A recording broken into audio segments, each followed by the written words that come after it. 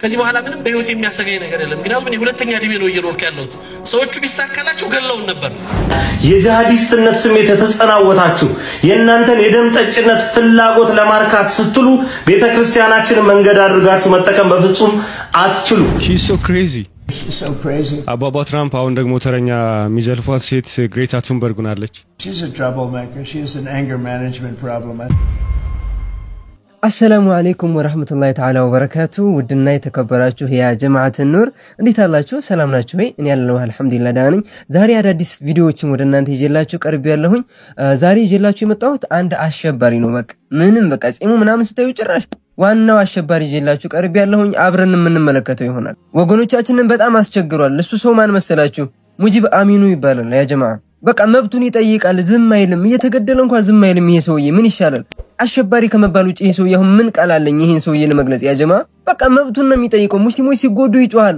ፌስቡክ ላይ ይጽፋል እንደዚህ አይነት ሰው አሸባሪ ነው መባል ያለበት እናንተ ምን ትላላችሁ በዚህ ጉዳይ ላይ ሐሳብ ካላችሁ ኮሜንት ላይ አስቀምጡልኝ የዛሬዎቹን ቪዲዮዎች በጣም አሪፍና ቆንጆ ቪዲዮዎች ይዤላችሁ መጥቻለሁ ሁሉንም ያያየን ኢንሻአላህ ሪአክት እናደርጋለን መጀመሪያ ላይ ግን የምንመለከተው አቡኪም እንደዚህ ብሎ ነበር ያ ጀማዓ ከዚህ በኋላ ምንም በህይወት የሚያሰጋኝ ነገር የለም ምክንያቱም እኔ ሁለተኛ ዲሜ ነው እየኖርኩ ያለሁት ሰዎቹ ቢሳካላቸው ገለውን ነበር አላህ ስላልፈቀደ ብቻ ነው እነሱ ለመግደል የሚችሉት ሁሉ ሙከራ አድርገዋል ማሰቃየት በሚችሉበት መንገድ ሁሉ አሰቃይተዋል ጨለማ ቤት ከተዋል ቀዝቃዛ ቦታ ውስጥ አስረዋል ሰውን በግል አድርገው ብዙ ነገር አድርገዋል ቻገር ግን ይሄው ነው ተራዬ መጣየው ትናንት አሳሪ የነበሩት ዛሬ ሌላው እንዲሁ እየተከተለ ጊዜ ያወጣቸው ሰዎች ጊዜ ያነገሳቸው ሰዎች በሙስሊሙ ላይ ያላቸውን ያለ የሌላ አቅማቸውን ተጠቅመው በደል ይፈጽማሉ ያ ጀማዓ ይህ እኛ እንኳን ትናንሾቹ በእድሜያችን ብዙዎችን ተመልክተናል ያ ጀማዓ በዚህ ትንሽ አመታት ውስጥ ብዙ ጊዜ ሙስሊሞችን በደል ተመልክተናል አላህ ነስሩን ያመጣ ኢንሻአላህ በመካነ ሰላም የሞቱ ወንድሞቻችንም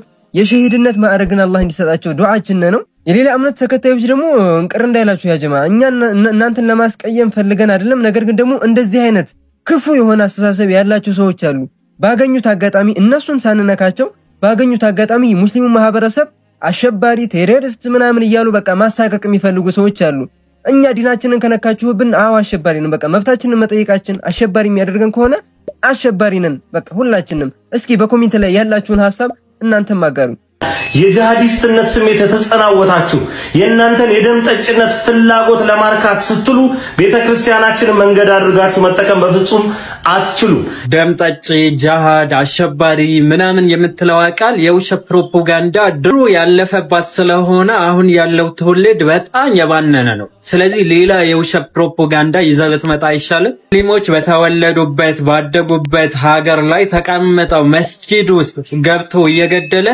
ለርሱ ከለላ ለመሆን ጂሃድ ምናምን አተበ በግልጽና በማያሻማ መልኩ እነዚህና መሰል መጻፎች ላይ ድርሳነ ኡራኤል ላይ ምንድነው የሚለው እዚች ሀገር ላይ ባንቺ በስጋ መወለዲ ከሚያምኑ ክርስቲያኖች በስተቀር ማንንም አይኖርባትም ይላል ይህ ጽንፈኝነት ነው ከክርስቲያኖች ውጪ ኢትዮጵያ ውስጥ ማንንም አይኖርባትም ተብሎ ድርሳነ ኡራኤል ላይ ተጽፎ ይገኛል ይህን መጽሐፍ ነው መቃወም ያለበት ቃወምን ካለበት ሞጣ ላይ 35 ከዛ በላይ መስጂዶችን አቃጥሎ ማርያም እልልልልል እያለ የሚደሰትን ትውልድን መቃወም ነው ያለበት አብዛኛው ክርስቲያን በሆነበት አካባቢ ላይ የሚኖር ሙስሊም መልካምን ነገር እየሰራ በዛ ነገር ታው ክርስቲያኖች እስልምና ሲቀበሉ ጊዜ እነ ተክለ ሃይማኖት ለምን መልካም ነገር ታደርጋለህ ብለው ሰይፍ ይመዙበት ነበር ይላል የራስ ገላትና ድርሳናት መቃወምን ካለበት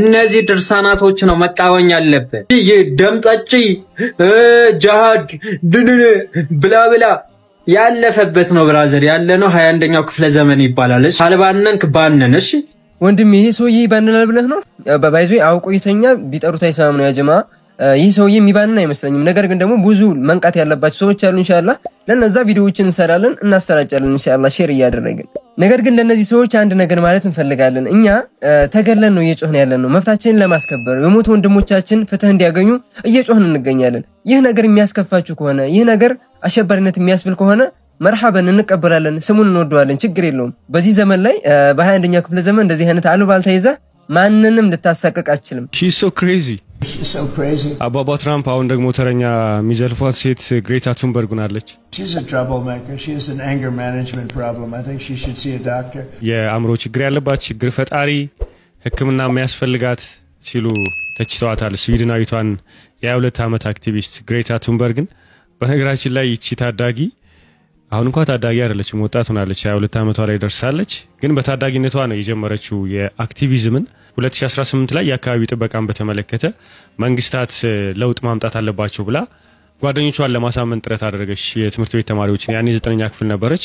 ነገር ግን ፍቃደኛ የሚሆን አላገኘችም። ስለዚህ በራሷ ብቻዋን ሰልፍ ወጣች እና ያኔ ስትወጣ በምስሉ ላይ እንደምትመለከቱት ስኩል ስትራይክ ፎር ዘ ክላይሜት የሚል ይዛ ፓርላማ ፊት ለፊት ላይ ቆመች ማለት ነው። እሱን ያደረገች ለ3 ሳምንት ያህል ቆይታለች ትምህርት ቤት ሳትገባ። በዚህ ምክንያት ዓለም አቀፍ እውቅናን አግኝታለች። ከዛ በኋላ የተለያዩ መድረኮች ላይ እየተጋበዘች ንግግሮችን ስታደርግ ሰላማዊ የሆኑ ተቃውሞዎችን ስታደርግ ነበረ።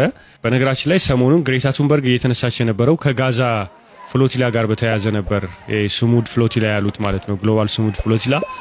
ያው የእስራኤል መንግስት በቁጥጥር ስር አውሏቸው ከዛ በኋላ ዲቴን ካረጋቸው በኋላ በመጨረሻ ትላንት ወደ ግሪክ ዲፖርት አድርጓቸዋል የእስራኤል መንግስት። እዛ ከደረሱ በኋላም የተለያዩ አስተያየቶችን ሰጥታለች ግሬታ ቱንበርግ። አሁን ደግሞ የፕሬዝዳንት ዶናልድ ትራምፕን አስተያየት ከተመለከተች በኋላ የ22 ዓመቷ ወጣት አክቲቪስት ምን ትላለች የሚለው እየተጠበቀ ይገኛል። She's a young person. She's so angry. She's so crazy. Now you can have her. ጋሽ ትራምፕ ያጀማ እየለየላቸው ነው ያለው። እንግዲህ እቺ ልጅ በጣም ብዙ ቻሌንጆችን ተጋፍጣ በጣም ብዙ ርቀት ሄዳለች የጋዛውያንን ድምጽ ለመሆን ያጀማ እና አስጨንቃቸዋለች። አንዲት ግለሰብ አንዲት ህፃን ልጅ ነች። ነገር ግን ደግሞ በጣም ነው የረበሸቻቸውና ጋሽ ትራምፕ ዘወር ብለው ወደሷ ትንሽ ደግሞ እሷን እንግዲህ የመተቸት ስራቸውን ተያይዘዋል። ያጀማ እንግዲህ ዓለም እንደዚህ ነች። ፍትህ የሚጠይቅ ሰው በሙሉ ያው የሚለጠፍበትን ስም ታውቃላችሁ። እና እቺ አሜሪካ ደግሞ ሌሎችን ግለሰቦች ብቻ አይደለም የራሷ ዜጋ የሆነ አንድ ወታደር ምን እንደገጠመው በዚህ ቪዲዮ ተመልከቱ። እስራኤልን ባለመደገፉ ይህ የአሜሪካ ወታደር አንተ የሀገር ስጋት ደህንነት ችግር አለበት ተብሎ ምርመራ ተከፍቶበታል። እናም እንደምትመለከቱት በቪዲዮ ላይ እንደሚናገረው ከሆነ ማለት ነው ይህ ሰው የበላይ አለቆቹ ይጠሩታል። ለ20 ዓመታት ነው አሜሪካንን ያገለገልኩት ይላል ይህ ወታደር ማለት ነው። ከዛ እነዚህም የበላይ አለቆቹ ይጠሩትና ማለት ነው አንተ የሀገር ስጋት ችግር የሚል ምርመራ ተከፍቶብሃል ይሉታል። ለምንድን ነው ብሎ ሲጠይቃቸው ማለት ነው በሶሻል ሚዲያ ላይ ፖስት ያደረከው ነገር ነው ይሉታል። ያ ፖስት ምንድነው ብሎ ሲጠይቃቸው ስለ እስራኤል በጋዛ ላይ ያደረገች ያለችውን ነገር የዘር ማጽዳት ነው ብለህ እንደምታምን በሶሻል ሚዲያ ላይ ፖስት አድርገሃል። ስለዚህ ከአሁን ላይ ማለት ነው በአሜሪካ የሀገር ስጋት ደህንነት ማለት ነው ምርመራ ከፍተንብሃል ብለው ይሉታል ማለት ነው። ይህ ሰው እንደምትመለከቱት በሶሻል ሚዲያው ይመጣና ቪዲዮ እኔኮ የቃል ኪዳን የገባሁት ሀገር ለመጠበቅ አሜሪካን እንጂ እስራኤልን አይደለም። እስራኤልን አለመደገፌ እንዴት ለአሜሪካ ስጋት ሆናለሁ? ያውም ደግሞ 20 ዓመታት ያገለገልኩት ይህ ተቋም ሲል ነበረ በሶሻል ሚዲያው ላይ ያጋራው። አሁን ላይ ብዙዎች እየተቀባበሉት ነው። አሜሪካና እስራኤል አንድ ናቸው ወይስ አይደለም እያለ ይህ ሰው እየጠየቀ ይገኛል። እናንተ ሐሳባችሁን እስኪ በኮሜንት አስፍሩ። ያ ጀማ ለአላህ እኮ ምንም አይሳነውም። ይህ ሰው እንግዲህ እንደምትመለከቱት ከአሜሪካ ወታደር ነው። የአሜሪካን ያገለግላል። ከ20 ዓመት በላይም አገልግሏል። ነገር ግን ቻሌንጁን ሳይፈራ ጫናውን ሳይፈራ ለጋዛውያን ለወንድሞቻችን ድምጽ ሆኗል። አንዳንድ ኡስታዞች እኮ አሉ ያ ጀማ ታውቃላችሁ፣ እኔ ስም አልጠራም። ለጋዛውያን ወንድሞቻችን ለምን ድምጽ አኮናቸውም ሲባሉ ምን እንደሚሉ ታውቃላችሁ? እስኪ ኮሜንት ላይ የምታውቁ ሰዎች ካላችሁ ጻፉ። በዚህ ስም አንጠራም እኛ፣ ግን እንደዚህ የሚሉ ወንድሞቻችን አላህ ሂዳያ ይስጣችሁ። ወላሂ ለጋዛ ወንድሞቻችን ድምጽ ያልሆን ለማን ድምጽ ልንሆን እንችላለን? ይህ ቪዲዮ ለአንድ ሰው መድረስ አለበት ብዬ አስባለሁኝ፣ ለምታውቁት ግለሰብ እናንተ እና ይህን ቪዲዮ ሼር አድርጉለትና ለጋዛውያን መታገል ምንም አይነት ቦታ ላይ እንደማይጠይቅ አሳዩልኝ ያ ጀማ። ከትናንትና ጀምሮ ሐማስ እንዴት የእስራኤልን ወይ ደግሞ የትራምፕን ዲል እንደተቀበለ ብዙ ዜናዎች እየወጡ ነበርና እሱን ዜናውን አይደለም ላወራላችሁ የፈለኩት እንዴት ስለ ዲሉን ያህል እንድናወራ ወይ ደግሞ አናላይዝ እንድናረግ ፈልጌ ነው። ዲሉ መጀመሪያ ዲሉ አንደርስታንድ ማድረግ አለብን ወይ ደግሞ ማሰብ አለብን ምንድነው ዲሉ የሚለው ማለት። ስለዚህ ነው ይሄኛውን ፎቶ ተጠቀምኩበት ምክንያት አለው። ዲሉ ማለት ነው እዚህ ሐማስ አለ ህፃን ልጅ እያስፈራሩ እንዲፈርም እያደረጉ ነውና ዲሉ it was a trap ሲጀምር ወጥመድ ነበር። እንዴት መሰላችሁ? አንደኛ የዲሉን እንትኖች ተርሞች አይታችሁ ከሆነ አብዛኞቹ ሙሉ ለሙሉ እስራኤልን ፌቨር የሚያደርጉ ናቸው። ስለዚህ ሐማስ ከተቀበለ እስራኤል ዊን ታደርጋለች፣ ካልተቀበለ ዊን ታደርጋለች። ለምን መሰላችሁ? ከተቀበለ ኦሬዲ ዞሮ ሐማስ ዲስአርም ያደርጋል ወይ ደግሞ ትጥቁን ይጥላል ምናምን እስራኤል እንደፈለገች ዛም ቆየት ይችላልሽ ምናምን ማለት ነው። ካልተቀበለ ደግሞ ምን ማለት ይችላሉ? እኛ እንትን ብለናል ዲል አቅርበናል ሐማስ ነው ቢያለው ጦርነት ቢፈልገው ሐማስ ነው እኛ ምንም ማድረግ አንችልም እኛ ምስኪኖች ነን ምናምን በዛ ወይ ነው ሊሰሩት የፈለጉት ስለዚህ ለሐማስ ዲሉስ ጀመር ኤሉዥን ሲቹዌሽን ነበር ማለት እኔ ራሱ ያሰብኩ ነበር እንዴት ነው ሊያደርገው የሚችለው ይሄንን ሲቹዌሽን ምን ሊያደርጉት ይችላል ብዬ ነበር ኤክስፔክት ያደርገው ነበር ከዛ በኋላ አሁን አይታችኋል ሐማስ ያወጡትና it was a very very strategic move ዲሎቹ ማለት ነው መሰላችሁ ዲሉ ተቀብለውታልም አልተቀበሉትም ለማለት በጣም ቬግ ነው ለምሳሌ ተርሞቹን ካያቻቸው ምንድነው የሚሉት እኛ በጣም ዝግጁ ነን ዲሉን በትራምፕ ይቀርበው ምናም ነገር በጣም ለመቀበል ዝግጁ ነን ከዛ ግን አንዳንድ ያስወጣቸው ነገሮች አሉ ለምሳሌ ሐማስ እንትን መሳሪያ መጣሉ ላይ ምንም ነገር ያሉት ነገር የለም እንዲሁ ኢንተርናሽናል ወይ ደግሞ ዓለም አቀፍ የሆነ እንትን ገዛን እንትን ያረጋታል ወይ አድሚኒስትር ያረጋታል ወይ ደግሞ ይመራታል የሚለው ነው ምንም ነገር ያሉት ምንድነው በፍልስጤማዊ የሆነ በፍልስጤም ህዝብ ምርጫ የተመረጠ እንትን ይመራታል ነው ያሉትና ይሄንም መሰላችሁ ኢምፖርታንት የሆነው ለትራምፕ ምንድነው የሚያሳየው ዲሉን እንደተቀበሉትና ምንድነው ኢንጌጅ ለማድረግ ፍቃደኛ እንደሆኑ የሚያሳይ ነው ለዛ ነው ትራምፕ ወዲያው ትዊተር ላይ ወጥቶ በጣም ምርጥ ነው እነሱ ለድርድር ዝግጁ ናቸው እስራኤል ቦምብ ማድረግ ማቆም አለባት እስራኤሎቹ ግን ሲያነቡት አብዛኛዎቹ እንትኖቹን ተርሞቹን አልተቀበለም ለምሳሌ አላርም እንትን ነው ሐማስ ዲሳርም አላደረገም ወይ ደግሞ ሐማስ ዲሳርም አላደረገም ወይ ደግሞ በቃ እስራኤል የምትፈልጋቸው ነገሮች ይሰጥ አይደለም ስለዚህ እስራኤሎች ምን አደረጉ ቦምብ ማለት ቀጥሉ ከዛ በኋላ ኢንተርናሽናል ሚዲያ ላይ ምንድነው የሚያደርገው ሐማስ ዲሉን ተቀብሏል ነገር ግን እስራኤል ለመቀበል ዝግጁ አይደለችም ስለዚህ ኢን ዘ ፒአር ወይ ደግሞ ዘ ፐብሊክ ሪሌሽን ወይ ደግሞ መልክ ላይ በጣም ብዙ እስራኤል ላይ የሚያመጣ ጉዳት አለ ማለት ነው ዲሉ አሁን ወዴት እንደሚሄድ አናውቅም ሐማስ ይያለ ያለው ልትወስዱት የምትሉት ሐማስ ዲሉን ተቀበለ ወይ ደግሞ ሙሉ ለሙሉ ተርሞቹን ተቀበለ ሳይሆን ልትሉ የምትችሉት ሐማስ ያደረገው እንትኖችን ምንድነው ለኔጎሺዬሽን ወይ ደግሞ ለስምምነት ወይ ደግሞ ወደ ንግግር ለመግባት ፈቃደኝነቱን ያሳየው ነው ሊል የሚችለውና it was በጣም በቃ ማለት ሁለቱንም ቢያደርጉ ሉዝ ስለነበር it was the best እንትን ሲቹዌሽን ወይ ደግሞ the best ሜተድ ነበር የተጠቀሙትና ወደፊት ደግሞ የምናየው ይሆናል ይሄ ነገር ለፍልስጤም ህዝብ ይጠቅማል ወይ ደግሞ አይጠቅምም የሚለውን ደግሞ እንግዲህ ነገሮች የሚያሳዩን ይሆናል ብዙ ሰዎች አሉ ይጠቅማል በጣም ይጎዳል የሚሉ በጣም ይጠቅማል የሚሉ አሉ እስኪ እናንተን ኮሜንት ደግሞ ሐሳባችሁን ኮሜንት ላይ አሳውቁኝ ሐማስ ይለያል አባቴ ሐማስ ይለያል እምላችሁ በምክንያት ነው ያጀማ እንዴት መጓዝ እንዳለበት ያቃል 21ኛው ክፍለ ዘመንን የተረዳ በቃ ትግል ነው እየታገሉ ያሉት አልহামዱሊላህ እንግዲህ ትራምፕ ያቀረበው ሐሳብ በጣም እንግዲህ እኔ ራሱ በጣም ቅር ብሎ ነበር ከተመለከትኩት በኋላ በጣም ጋዛውያንን አሳልፎ ለእስራኤል የሚሰጥ ነው ለብዙ ከዚህ የባሰ ዘላለማዊ የሆነ መከራን ለጋዛውያን ለማድረስ ነው እንግዲህ ግን ደግሞ ይሄን ስምምነት ሐማስ እንዴት እንዳለፈው ተመልክታችኋላ አልቀበልም አላለም ነገር ግን ደግሞ ለስምምነት ራሱን አዘጋጅቶ ይገኛል አንዳንድ ሰዎች ደግሞ እንግዲህ ሐማስንም እንደዚሁ አሸባሪ ይላሉ ለነሱም ደግሞ መልሳለን እስልምና ለሁሉም መልሳለውና ይሄን ቪዲዮ ተመልከቱ የፍልስጤም የነጻነት ታጋዮች አሸባሪዎች ናቸው ወይ እስቲ ዛሬ ለምን ሐቁን እናውራ ብዙ ጊዜ ኮሜንት ላይ ስለ ፍልስጤም የነጻነት ታጋዮች ምናምን ሲወራ አሸባሪዎች ምናምን የሚል ነገር ስላለ ናቸው ወይስ አይደሉም የሚለውን እኔ first of all አሸባሪነት or terrorism የሚባለው definition is just a tricky word ነው it's a political terminology ነው እንጂ በዴፊኒሽን ደረጃ አንድን ፖለቲካል አስተሳሰብ or አይዲዮሎጂ or ሃይማኖትን ቢሆን ይችላል or ፖለቲካል አስተሳሰብ ሌላው ምንድነው በጉልበት ለማስፈን በማሰብ ሲቪሊያንን ትሬትን ማድረግ በቫዮለንስ or በጥቃት ትሬትን ማድረግ ማስፈራራት ወይም ማጥቃት ቴሮሪዝም ይባላል ያንተን ፖለቲካል አይዲዮሎጂ or የሃይማኖትም ይሁን የፖለቲካ አይዲዮሎጂ በግድ ለማስፈን በምርጫ በሰው ፍላጎት ሳይሆን በግድ ለመፈጸም መሞከር is terrorism according to definition በዚህ ዴፊኒሽን ካየነው every definition every የፖለቲካል ሃይማኖትንም ምን በጉልበት ለማስፈጸም ሰው ላይ ለማስፈጸም በማሰብ or ለመፈጸም በማሰብ በሲቪሊያንን ትሬትን ማድረግ በቫዮለንስ ትሬትን ማድረግና በቫዮለንስ መፈጸም or ሲቪሊያንን መጨፍጨፍ የሚሉት እያንዳንዱን ፖይንት ቱ ፖይንት ዴፊኒሽን ከነጋሽ ቢኒ በላይ የሚያሟላ የለም በመሰረቱ ማለት ነው ከእስራኤል በላይ የሚያሟላ የለም ሶ ዴፊኒሽን ዋይዝ ከሄድን bro you know where